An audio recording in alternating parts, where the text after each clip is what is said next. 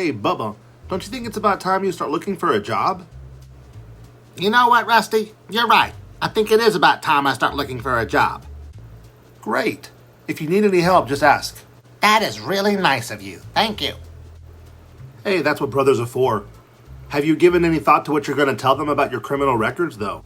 Rusty, I told you before, I don't have a criminal record. I was only in prison for one night. You never told me anything. Are you sure? I could have swore I told you. No, you didn't. In fact, it was Mom who told me you were in jail. She said she had to go bail you out. Well, I really don't like to talk about it. It's kind of embarrassing.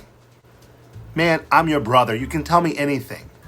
Well, it all started when I wanted to get my into manure license. And the woman just had a hard time understanding. Wait, what?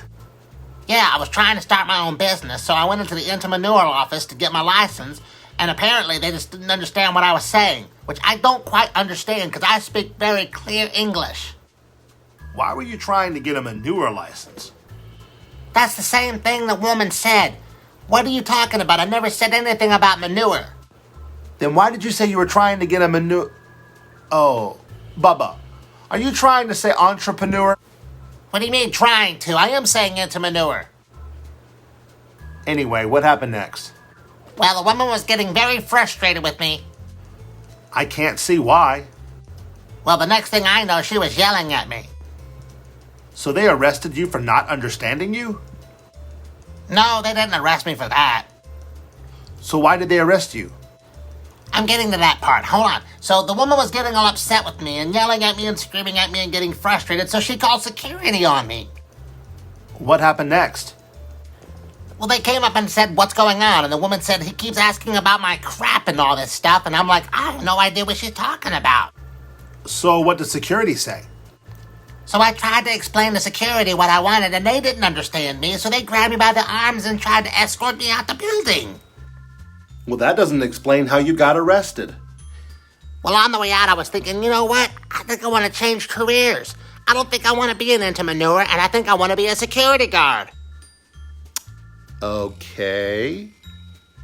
So when I asked the security guards about the position of being in the security, they didn't say nothing. They were being very rude. So I stopped in my tracks. Oh no. What happened next? I told them that if they weren't going to talk to me, I was going to talk to their supervisor. Okay, so what happened next? Well, on my way to the supervisor, they yelled at me to stop. And you stopped, right?